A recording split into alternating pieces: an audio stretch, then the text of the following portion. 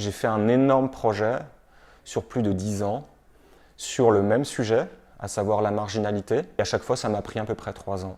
Et donc les lieux, c'est les abords du périphérique, la ville, avec cette série qui est À l'ombre des vivants, et enfin une série en forêt qui s'appelle Sauvage. Quand j'ai décidé d'appeler cette série À l'ombre des vivants, sans faire mon philosophe de comptoir, j'avais dans l'idée de parler de ces gens qui sont à l'ombre de nous, de ceux qui vont au travail, de ceux qui vont voter, de ceux qui sont actifs en fait. Je voulais vraiment raconter les marginaux de la ville, de Toulouse, mais au final, peu importe où c'est, parce que c'est un sujet assez universel. Et j'ai commencé donc à rencontrer principalement des marginaux et passer beaucoup de temps avec eux, à m'asseoir avec eux, à passer des nuits avec eux. Entre-temps, il y a eu le Covid, j'ai eu une fille, j'ai commencé à travailler plus la nuit, ce qui change tout. La nuit, il y a moins de bruit. La nuit, tout est différent. Ils sortent plus la nuit. J'ai eu une idée suite à un échange que j'ai eu avec un monsieur, un SDF, qui un jour m'a dit « Ma vie, c'est un rêve qui ne se finit jamais ». J'oublierai jamais ça. Enfin, c'était fort et très beau en même temps. Je me suis dit que ça pourrait être très intéressant d'aborder ce sujet sous un prisme onirique, comme une poésie, comme quelque chose de merveilleux, comme un conte. Mais je ne pouvais pas masquer la vérité, la réalité non plus.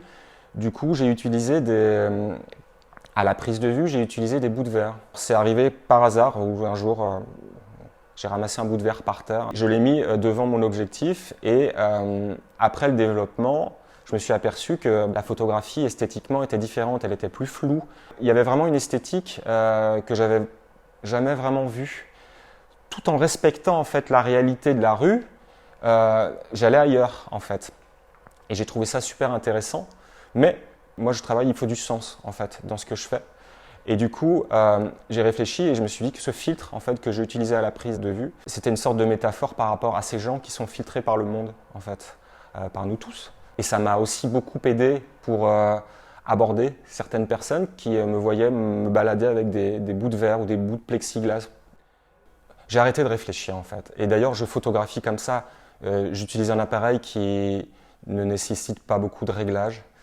Et dans la vie, je suis aussi comme ça. Je suis assez instinctif. Je n'irai pas jusqu'à dire que j'ai aimé ces gens, mais presque. Je les ai beaucoup appréciés, beaucoup écoutés. Certains ont des vies incroyables.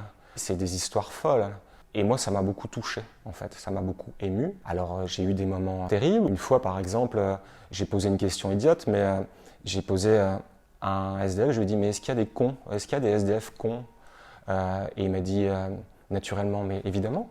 Évidemment qu'il y a des SDF cons, mais comme dans la vie de tous les jours. Et ça, cette phrase-là, elle est importante parce que ça veut dire quoi? Ça veut dire que, ils sont comme nous, en fait.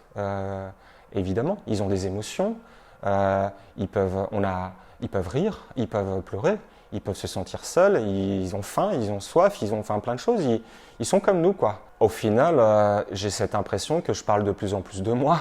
C'est une série qui est beaucoup plus centrée sur mon isolement propre. J'en parle pas, mais c'est présent. À travers tous ces visages, tous ces portraits, tous ces gens que j'ai pu rencontrer, c'est de moi dont je parle. C'est des histoires qui m'habitent, qui me hantent. Quelquefois, je me sentais moi-même SDF. J'ai eu des gens qui m'ont donné des pièces.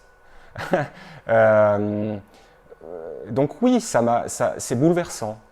C'est bouleversant de se voir regarder d'en haut, parce que la plupart du temps, on est assis. Il y a un côté humiliant.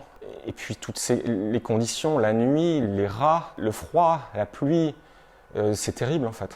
C'est terrible, mais c'est même pas ça que je retiens en fait. Ce que je retiens, c'est tous ces échanges, ces anecdotes, des fois terribles, des fois très drôles. J'ai appris plein de choses sur eux, sur moi, mais surtout sur moi en fait. C'est ça que je retiens. Ça m'a fait avancer en tant qu'homme et en tant que père.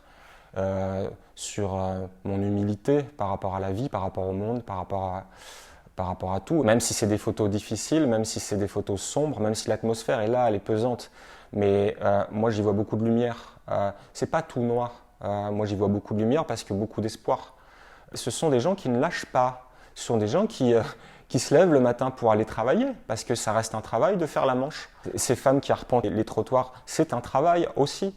C'est admirable. Enfin, je veux dire, vu les conditions dans lesquelles ils vivent, on peut se poser la question, mais comment font-ils en fait? J'ai pas la réponse.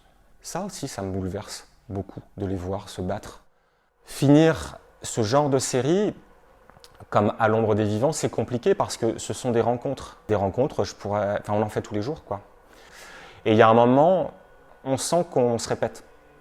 On sent que les photos qu'on vient de faire, on les a déjà faites. Et je pense que c'est à partir de ce moment-là qu'on se rend compte que l'histoire est finie. Et ça fait du bien aussi de passer à autre chose. Parce que toutes ces histoires pendant 10 ans, ça a été lourd à porter au final. Et il était temps